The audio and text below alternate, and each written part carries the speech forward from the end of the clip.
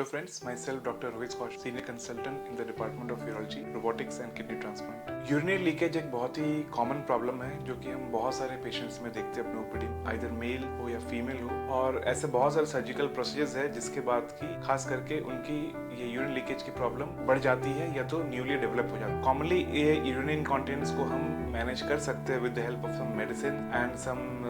exercises like Kegels exercises, but कुछ patients में despite giving medicine and despite doing vigorous Kegels exercises उनकी urine leakage की problem solve नहीं होती है और वो बार बार यूरिन लीक करते रहते हैं, जिसकी वजह से उनको बार बार हर दिन डायपर यूज करना पड़ता है और skin related problem genital area में होने लगती है। तो आइए जानते हैं ऐसे कौन सी सर्जरीज है कॉमनली जिसके बाद ये इनकॉन्टिनेंस या यूरिन लीकेज की प्रॉब्लम। नंबर 1, कोई भी पेशेंट जिनकी कोई ब्लैडर नेक सर्जरी हुई है और उसके बाद उनकी ब्लैडर नेक इनकॉम्पिटेंट हो गया, यानी कि ब्लैडर नेक काम ठीक से नहीं कर, वो यूरिन होल्ड नहीं कर पा रही, या तो किसी की प्रोस्टेट की सर्जरी हुई है, आइदर रोबोटिक ऑपरेशन या जो कॉमन ऑपरेशन होता है प्रोस्टेट के लिए TURP, उसके बाद किसी को प्रॉब्लम डेवलप हो सकती है। तो ये सब कॉमन ऑपरेशन है जिसके बाद के पेशेंट हमारे पास आते हैं विद द कंप्लीट लीकेज हो रही है और अब वो ठीक नहीं हो रही दवाइयों या मेडिसिन एक्सरसाइज के बावजूद। तो आमतौर पर हम ऐसे पेशेंट्स को बोलते हैं कि आप कम से कम एटलीस्ट 6 months to 1 year तक वेट करिए। जनरली देखा गया कि 1 year तक ये सब जो यूरिन लीकेज की प्रॉब्लम होती है आफ्टर पास्ट सर्जरी वो कम हो जाती है, टॉलरेबल हो जाती है एंड मैनेजेबल हो जाती है और मेडिसिन से पेशेंट्स ठीक रहते हैं एक्सरसाइज। बट जिन पेशेंट्स को डिस्पाइट ये सब कंजर्वेटिव थेरेपी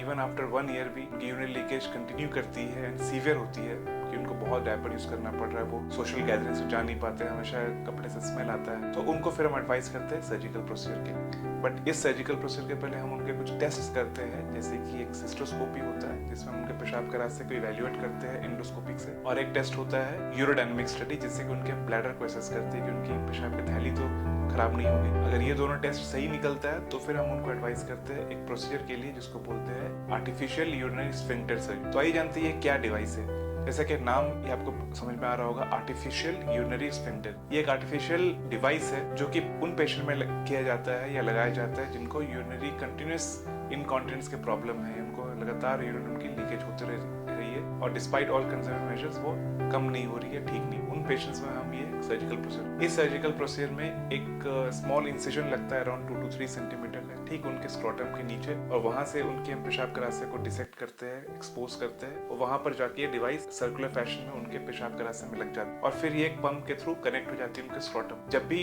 उनको यूरिन करना होता है तो वो पंप को एक्टिवेट करते हैं, तो फिर वो उसमें कफ होता है, वो डिफ्लेट हो जाता है, तो फिर उनका यूरिन निकल जाता है बाहर और वो वॉशरूम जाके यूरिन पास कर सकते हैं। बाकी के टाइम पे वो कफ एक्टिवेटेड होता है उस पंप के द्वारा और उसमें वो सलाइन भरा होता है, वो कफ हमेशा उनके पेशाब के रास्ते पे प्रेशर डालता रहता है, तो इसके थ्रू उनकी यूरिन लीकेज की प्रॉब्लम बंद होती है। बाकी टाइम वो बिल्कुल ड्राई रहता है, ओनली जब उनको यूरिन करना हो तो पंप एक्टिवेट करके उस कफ को डिफ्लेट कर देते हैं, यानी कि पानी उसका खाली हो जाता है ऑटोमेटिक और फिर वो यूरिन पास कर पाते हैं। तो ये एक बहुत ही अच्छी डिवाइस है जो कि इन पेशेंट्स के लिए बहुत फायदेमंद रहती है और इससे पेशेंट्स बहुत सेटिस्फाइड होते हैं। सो फ्रेंड्स, अगर आप में या फिर किसी रिलेटिव फ्रेंड्स में ये प्रॉब्लम डायग्नोज हुई है और उनको ये कंटिन्यूअस यूरिनरी लीकेज की प्रॉब्लम चली आ रही है तो प्लीज उसे बोलिए कि वो एक यूरोलॉजिस्ट से जल्द मिले और सही ओपिनियन ले एंड सही ट्रीटमेंट करें इसके लिए।